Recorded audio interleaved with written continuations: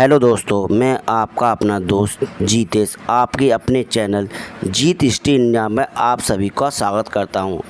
आज 6 मई को मोतीलाल नेहरू की 163वीं जयंती की सभी देशवासियों को हार्दिक शुभकामनाएं।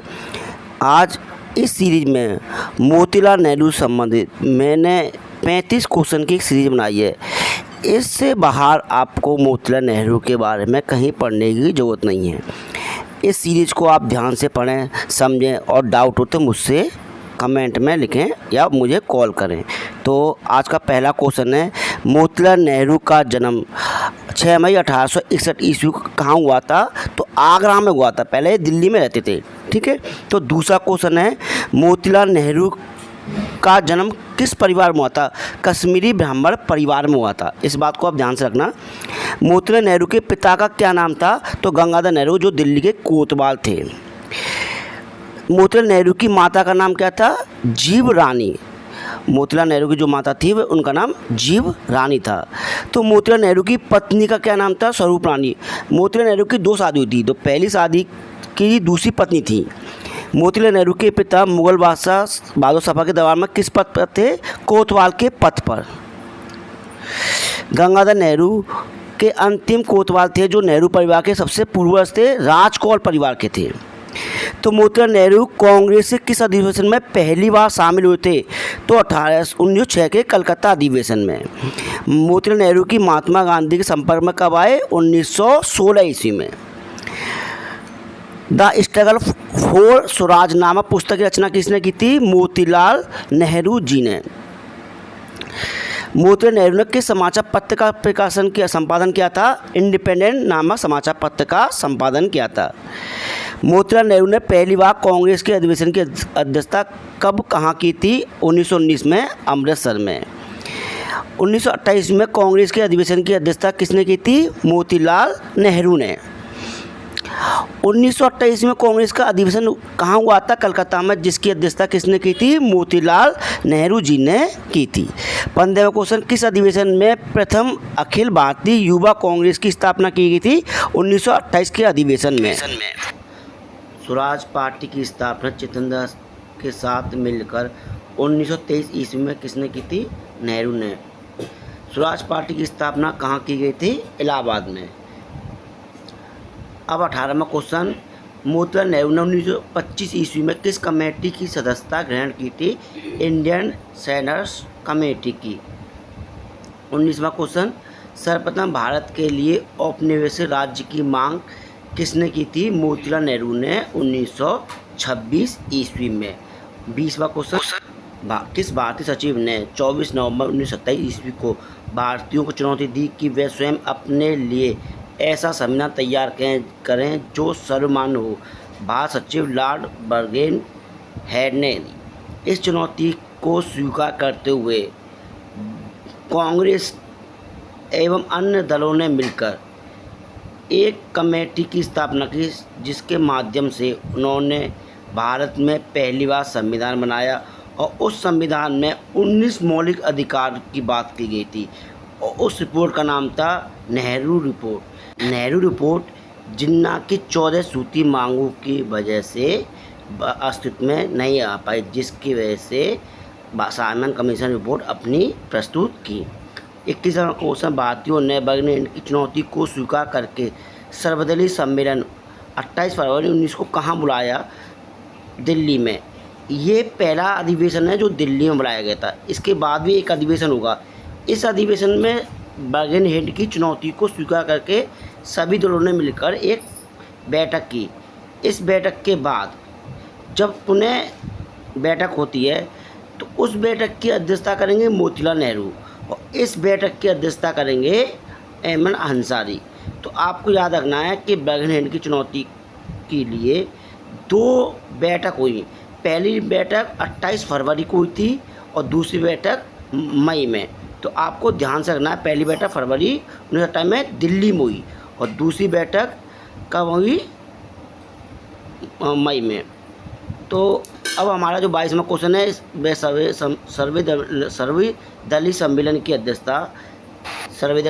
अध्यक्षता डॉक्टर अहमद अंसारी ने की थी। ये वाल किस अधिवेशन की अध्यक्षता है? 1928 की, लेकिन डेट क्या? फरवरी में, क्योंकि उस समय अंसारी एक अपने आप में बहुत बड़े कांग्रेस के नेता थे, क्योंकि ये अपने आप की एक बहुत बड़ी चुनौती थी। अब 23वां क्वेश्चन, मई 1928 को मुंबई में हुए पुणे मीटिंग किसकी अध्यक्षता में संपन्न हुई? मोतीलाल नेहरू ने। तो पहले मैंने आपको क्लियर कर चुका हूँ, वो फरवरी में बैठक हुई थी, उसकी अध्यक्षता अंसारी ने की थी, दिल्ली में हुई थी। ये पुणे बैठक हो रही है, मुंबई में हो रही है, इसकी अध्यक्षता कौन कर रहा है? मोतीलाल नेहरू। तो दोनों बैठकों में अंतर है, पहली बैठक में सभी दलों को मिलाकर बैठक हुई और फिर बैठकों ने जो निर्णय लिया उसकी अध्यक्षता मोतीलाल नेहरू ने की थी। तो इन दोनों बातों को आपको ध्यान रखना है, अंसारी और मोतीलाल नेहरू। तो इसमें आपको डाउट नहीं रखना है कि दोनों बैठकों का मतलब क्या है, पहले स्वीकार की गई, फिर अपनी बातों को रख के जो बात हुई उस बैठक में, वह बैठक मोतीलाल नेहरू की अध्यक्षता में संपन्न हुई। संपन्न होने के बाद एक नेहरू रिपोर्ट बनकर तैयार हुई। तो आप नेक्स्ट क्वेश्चन, नेहरू रिपोर्ट का प्रारूप किसने तैयार किया था? तो नेहरू रिपोर्ट का प्रारूप मोतीलाल नेहरू और तेज बहादुर सप्रू ने तैयार किया था। तेज बहादुर सप्रू उस समय के कांग्रेस के बहुत बड़े नेता थे, क्योंकि इन्होंने ही इरविन समझौते में महत्वपूर्ण भूमिका निभाई। नेक्स्ट क्वेश्चन 25वां, मोतीलाल नेहरू ने इलाहाबाद में जिस आलीशान घर बनवाया उसका क्या नाम था? आनंद भवन। आनंद भवन के बनवाने समय मोतीलाल नेहरू ने इस आवास में अपना कार्यालय बनाया। इस आलीशान भवन में भारत की पहली महिला प्रधानमंत्री इंदिरा गांधी जन्म हुआ। मोतीलाल नेहरू ने इस भवन में काफ़ी लंबे समय तक कार्य किया, तो इसलिए इस मकान को इंदिरा गांधी के जन्म के माध्यम से नेहरू परिवार इस मकान को काफ़ी महत्वपूर्ण मानता है, इसलिए आज यह संग्रहालय है। तो नेक्स्ट क्वेश्चन कि साइमन कमीशन बाद में पहली बार कब आया? साइमन कमीशन बाद में पहली बार फरवरी 1928 में आया था। फिर दोबारा जब नेहरू आया था साइमन कमीशन, तो साइमन कमीशन के विरोध में लाहौर में लाठीचार्ज करने के दौरान 17 नवंबर 1928 को लाला लाजपत राय की मृत्यु हुई थी। नेक्स्ट, नेहरू कमेटी कौन कौन सदस्य थे? नेहरू कमेटी के सदस्य मोतीलाल नेहरू, तेज बहादुर सप्रू, NM जोशी, सुभाष चंद्र बोस, MS आड़े, MR जयकर, अली इमाम, शोएब कुरैशी, मंगल सिंह GB प्रधान थे। लेकिन आपको याद रखना है, जवाहरलाल नेहरू इस कमेटी के सदस्य नहीं थे, ये सचिव थे। इस कमेटी में कुल 9 सदस्य थे, वह इसके सचिव थे। तो आपको याद रखना है कि इनमें से कौन सा व्यक्ति ब्राह्मण था, गैर ब्राह्मण था? तो GB प्रधान गैर ब्राह्मण था, मंगल सिंह सिख था, शोएब कुरैशी मुस्लिम लीग से था, अली इमाम मुस्लिम लीग से थे, MS अड़े हिंदू महासभा से थे, MM जयकर हिंदू महासभा थे, जिन्होंने बाद में अपना नाम वापस ले लिया था। तो आपसे पूछा किस नेहरू रिपोर्ट के किस सदस्य ने अपना नाम वापस ले लिया था? तो MR Jayakar. NM Joshi labour party से थे, तेज बहादुर सप्रू लिबरल फेडरेशन से थे, और इसका जो प्रारूप तैयार किया था वो किसने किया था? मोतीलाल नेहरू, तेज बहादुर सप्रू में हम जो नेक्स्ट क्वेश्चन में बताएंगे। लेकिन मोतीलाल नेहरू ने इस नेहरू रिपोर्ट का पूरा प्रारूप स्वयं लिखा था, मतलब लिखने काम किया था, इसलिए नेहरू रिपोर्ट कहते हैं। तो आपको याद रखना है कि नेहरू रिपोर्ट में कौन कौन से सदस्य थे और कौन कौन सदस्य किस पार्टी से थे, तो ये आपके लिए सबसे इम्पोर्टेंट है। और ये बात याद रखना कि इनमें से किस व्यक्ति ने अपना नाम वापस ले लिया था, किसकी वजह से, जो बाद में सांप्रदायिक मामलों की वजह से अपना नाम किसने वापस लिया था? जयकर ने।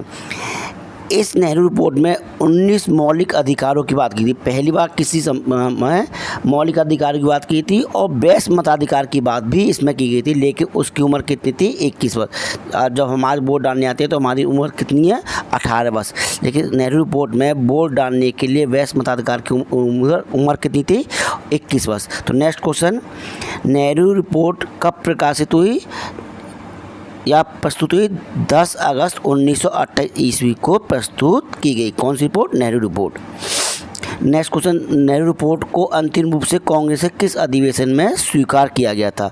तो कांग्रेस के कलकत्ता अधिवेशन में से स्वीकार किया गया था। आप देखो कलकत्ता 1929 में या 1928 में कलकत्ता में अधिवेशन नहीं हुआ था, लेकिन एक अधिवेशन होता रहता ना, साल में अधिवेशन होता था, तो लास्ट में अधिवेशन होता अंतिम लास्ट के दिसंबर में, लेकिन ये पहले ही कलकत्ता अधिवेशन में एक मीटिंग में इसको स्वीकार किया गया। नेक्स्ट 28 अगस्त 1928 ईस्वी के सर्वदलीय सम्मेलन में सर्वसहमति से नेहरू रिपोर्ट को कहाँ स्वीकार किया गया था? तो लखनऊ में। देखो हमने सर्वदलीय सम्मेलन से सहमति से कहा है, तो किसको स्वीकार किया गया था? नेहरू रिपोर्ट से। लेकिन ये तो भारत के मौसम में हो गया था, लेकिन इस रिपोर्ट का विरोध जिन्ना ने किया। जिन्ना ने अपनी 14 सूत्री मांग रखी। 14 सूत्री मांगों की वजह से और सांप्रदायिक मामलों की वजह से, सांप्रदायिक मामले क्या थे कि मुस्लिम लीग को 1/3 मत चाहिए, तो मुस्लिम लीग तो सांप्रदायिक मामलों की वजह से, और जिन्ना 14 सूत्री मांगों में बहुत ज़्यादा पेश था। कुछ मांगे तो मोतीलाल नेहरू ने उनकी बातें मान ली थी कि हाँ ये बात सही है, हम इसको स्वीकार कर लेंगे। जैसे मुंबई से सिंध को अलग करके एक नया प्रांत बनाने की बात की गई थी, और मुसलमानों को अलग से 1/3 मत देने की बात की थी सांप्रदायिक तौर पर। तो इस तरह से ये रिपोर्ट नेहरू रिपोर्ट प्रकाशित अस्तित्व में नहीं आ पाई। तो नेक्स्ट क्वेश्चन हम देखते हैं, साइमन रिपोर्ट कब प्रकाशित हुई? तो साइमन रिपोर्ट 27 मई 1930 को प्रकाशित हुई। क्योंकि सांप्रदायिक मामलों की वजह से नेहरू रिपोर्ट जो बर्गेन ने चुनौती दी थी बात को कि अपना संविधान बना के दिखाइए, तो बात सर्वसम्मति से क्या संविधान तो बना नहीं पाया। तो संविधान नहीं बनाने के बाद साइमन कमीशन ने अपनी रिपोर्ट प्रकाशित कर दी। तो आपको ये भी पता होना चाहिए कि साइमन कमीशन में कितने सदस्य थे। साइमन कमीशन में टोटल 7 सदस्य थे। जॉन साइमन इसके अध्यक्ष थे। तो क्लेमेंट एटली इसमें लेबर पार्टी से थे, और साइमन कमीशन दोनों लेबर पार्टी से थे। इसके सदस्य किसके? साइमन कमीशन के सदस्य। नेक्स्ट क्वेश्चन, गांधी जी द्वारा संयुक्त आंदोलन वापस लेने पर किसने कहा यदि कन्याकुमारी के एक गांव ने अहिंसा का पालन नहीं किया तो इसकी सज़ा हिमालय के एक गांव को क्यों मिलनी चाहिए? मतलब ये कि जब चोरी चोरा कांड हुआ था तो गांधी जी को सिर्फ उस समय एक रीज़न चाहिए कि अपना आंदोलन वापस लेने का। तो चोरी चोरा कांड जब हुआ था कोई बड़ा इशू नहीं था। गोरखपुर में कुछ पुलिस वालों कुछ क्रांतिकारियों ने एक पुलिस थाने पर बम फेंक दिया था, जिसको देखते हुए गांधी जी ने असहयोग आंदोलन वापस ले लिया, जिसके बाद हर बड़े नेता ने गांधी जी की आलोचना की। उसके बाद गांधी जी को 6 वर्ष की सज़ा भी हुई थी हिंसा फैलाने के कारण, क्योंकि भाई इन्होंने जो आंदोलन चलाया था तो अहिंसा के ऊपर चलाया था, लेकिन हिंसा होने के कारण गांधी जी जब गिरफ्तार किया गया था तो हर बड़े नेता ने किसी ने भी गांधी जी का पक्ष नहीं लिया। लेकिन जब उनका स्वास्थ्य खराब होने लगा तो 6 वर्ष की सज़ा से पहले ही गांधी जी को छोड़ दिया गया। सरदार वल्लभ भाई पटेल ने और सुभाष चंद्र बोस कई बड़े नेताओं ने इसकी आलोचना की थी। किसकी? गांधी जी की असहयोग आंदोलन वापस लेने की। नेक्स्ट क्वेश्चन, मोतीलाल नेहरू की मृत्यु कब हुई? मोतीलाल नेहरू की मृत्यु 6 फरवरी 1931 ईस्वी में हुई थी। नेक्स्ट 35वां क्वेश्चन, कि मोतीलाल नेहरू की मृत्यु पर किसने कहा यदि चिता नहीं राष्ट्र का हवन कुंड है और इस यज्ञ में डाली हुई यह महान आहुति है? तो गांधी जी ने मोतीलाल नेहरू की चिता पर कहा था कि जब कोई उस समय जैसे कि नेता वो थे जिन्होंने कांग्रेस का पूरा उस समय कहते हैं कि पूरे भागदौड़ मोतीलाल नेहरू, चित्तरंजन दास और गोपाल कृष्ण गोखले, दादा भाई नौरोजी, जो बड़े बड़े नेता थे वो सभी की समय का कौन मृत्यु होती आ रही थी। तो ये मोतीलाल नेहरू जो व्यक्ति थे जो थे अंतिम महान नेता थे कांग्रेस से, उसके बाद का दौर गांधी जी का दौर होता है। तो नेक्स्ट क्वेश्चन, मोतीलाल नेहरू की मृत्यु किस स्थान पर हुई थी? तो मोतीलाल नेहरू की मृत्यु इलाहाबाद में हुई। लोग ये मानते हैं कि मोतीलाल नेहरू के पिता मुसलमान थे, लेकिन V.R. नंदा ने अपनी पुस्तक नेहरूज में जवाहरलाल नेहरू की वंशावली का जिक्र किया है, जिसमें जवाहरलाल नेहरू के पूर्वजों का मूल उपनाम कौल बताया है। इसलिए इस बात से तात्पर्य होता है कि मोतीलाल नेहरू के पिता मुसलमान नहीं थे। तो इस प्रकार की वीडियो देखने के लिए आप मेरे चैनल को सब्सक्राइब करें, लाइक करें, बेल आइकन को दबाना मत भूलिए, अपने दोस्तों को शेयर करिए। आपका